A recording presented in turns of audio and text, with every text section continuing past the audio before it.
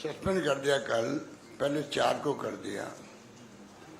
आजाद साहब और बैठे हमारे आनंद समाज वरिष्ठ नेता, जहां तक मुझे नॉलेज है कांग्रेस शासन में कभी भी किसी को सस्पेंड नहीं किया जाता था।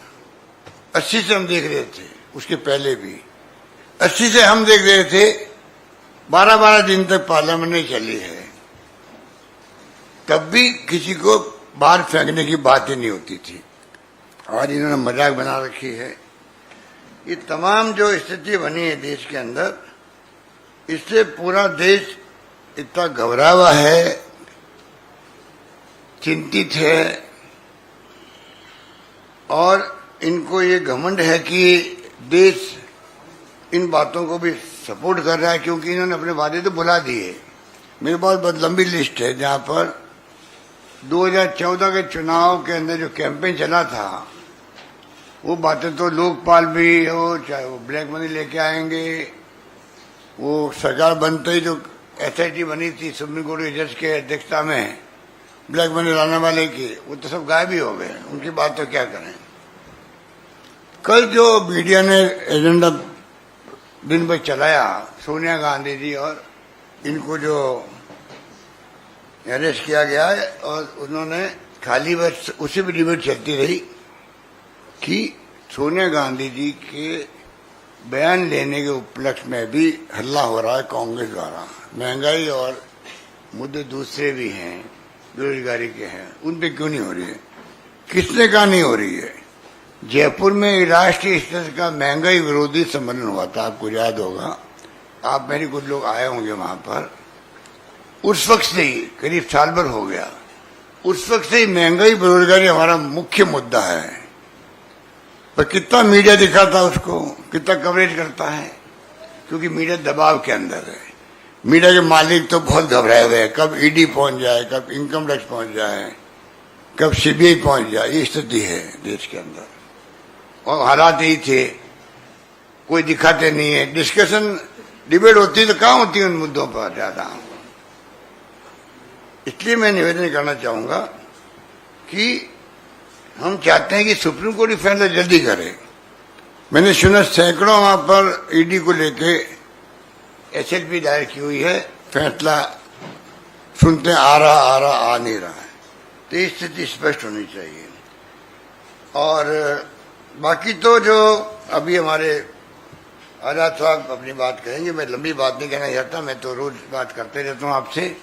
इतना मैं कह सकता हूं कि अभी जो आतंक की स्थिति बना रखी है वो देश हित में नहीं है, लोग घबराए हुए हैं। और मैं फिर कहना चाहूंगा सुप्रीम कोर्ट को आगे जल्दी फैसला करना चाहिए। धन्यवाद। शुक्रिया किशोर जी। मैं अभी गुलाम नबी आजाद जी से गुजारिश करूंगा कि आपको संबोधित करें।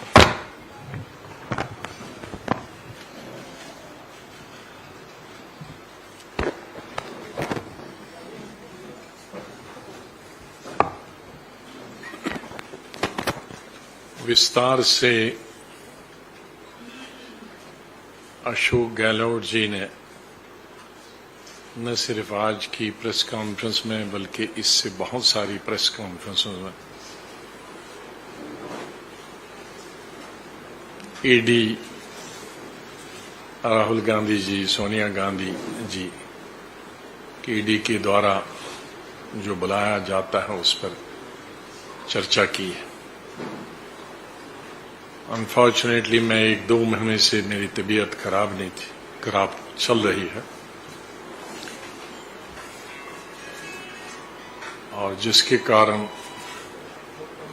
मैं धरनों में भी शामिल नहीं हो पाया और ज्यादा जानकारी इसके बारे में प्राप्त नहीं कर पाया। कई हफ्तों में अस्पताल में रहा, तो इसके कारण सब हमारे साथियों ने समय समय पर अपनी तरफ से, पार्टी की तरफ से इस मुद्दे पर चिंता प्रकट की है।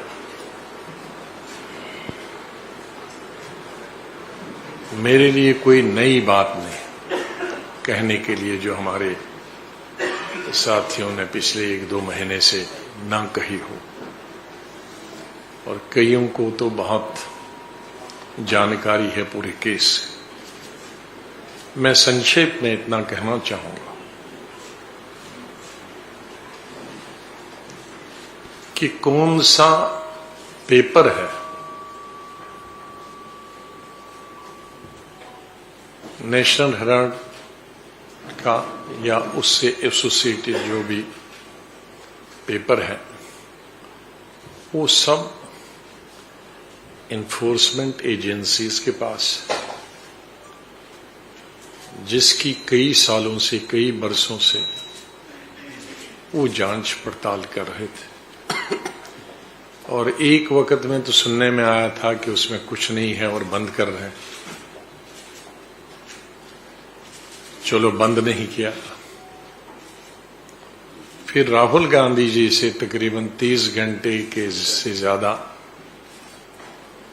5 दिनों में 50 घंटे 50 घंटे तक इन्फोर्समेंट डायरेक्टरेट ने उनको बुलाया और डबल शिफ्ट में उनसे बातचीत की। तो मेरी समझ में नहीं आता, केस एक है,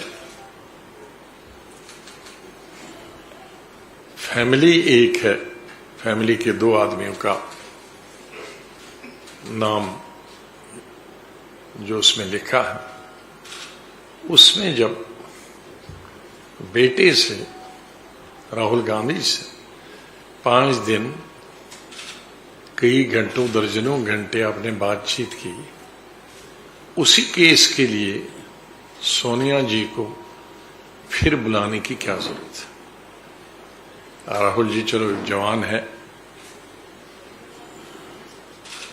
लेकिन सोनिया जी की उम्र और जिस तरह की वो कुछ सालों से बीमार चलती आ रही हैं और किस तरह से वो पिछले 6 महीनों से